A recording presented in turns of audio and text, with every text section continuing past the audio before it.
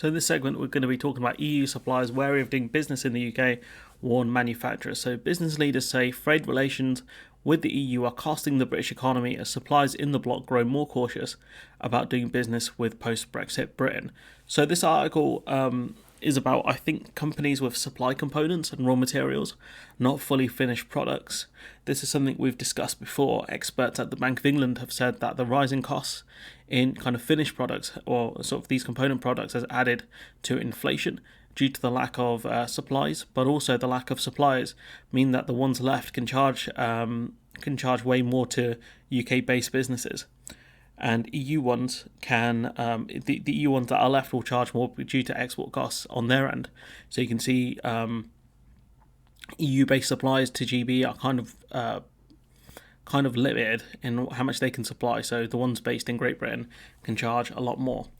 Adding to the pressure on Sunak's government as bosses warn that the UK is falling behind its peers, the manufacturers group Make UK called for an urgent reset of political and trading relationships with the EU. How do you define what a reset is here in this context?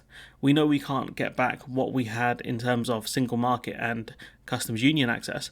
We might get access to a customs union like Turkey. We can get alignment with the EU, but that will still mean there'll be checks. Perhaps these are the things they want to talk about. The trade body said almost half of UK manufacturers in a survey of more than 100 leading industrial companies said their EU suppliers had grown more cautious about doing business in Britain.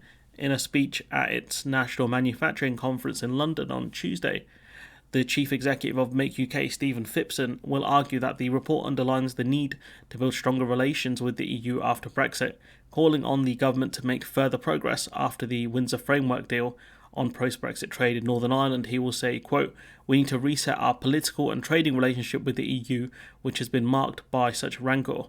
I want to applaud the positive approach taken by the Prime Minister, which shows what can be achieved when you work pragmatically and collaboratively rather than thumping the table or issuing threats.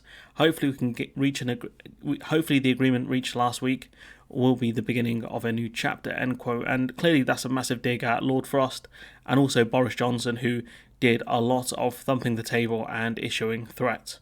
So it's a clear dig at those two. Also Liz Truss, and kind of he's hailing Rishi Sunak's moving on approach with the Windsor Framework. The problem is the EU retention bill.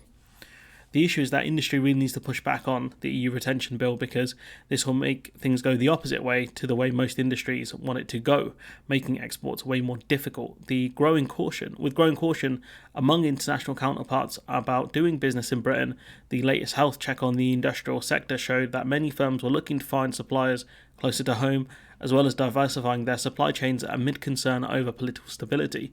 Almost a fifth of manufacturers said they had reduced number of suppliers from the EU in the last 12 months, and this stuff is fine only if you can find kind of UK-based suppliers, but it also means less competition on the supply side. So it means you're competing with, instead of say 10 businesses looking to supply your company 10 possible options, you're looking at 5 potentially. So you're going to be competing with a lot of other businesses over finite resources, because you're going to have more people looking at buying from UK-based suppliers, and you're going to have less suppliers because you've lost the EU ones. This means prices going up, fueling inflation. So unless the UK can really increase the production of raw materials and components, which we can't, it leaves the UK businesses in the mud. Well, we spoke about a components maker for Jaguar Land Rover, as an OEM maker, so like a third party. They left the UK due to Brexit, and there'll be a lot more of those. So the UK can't replace the kind of the OEMs, the component makers. The UK can't replace the raw materials because we don't have them. We either don't produce enough of them in the UK, or we just, raw materials are just geographically based. You're either lucky or you're not.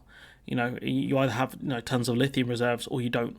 That's just how the world works, So, this stuff is fine. Labour have talked about companies moving their supply chains back into, the UK as well. That's fine, but you have to figure out a plan in order for these factories and things to work, because these supplies are going to be very limited in their sales. They're going to be mainly selling to other, British businesses, and if there's less suppliers in the market, less supply, it means they can increase the prices, and that's going to fuel inflation. So that's something we need to be very wary of. This idea we can just make in Britain, buy in Britain, all this kind of stuff, it's just not going to work, especially in a post-Brexit world. But anyways, I'm going to leave it there. Let me know what you think in the comments below. Like, comment, share, subscribe, support the channel on Patreon if you can, and hopefully I'll see you in the next one.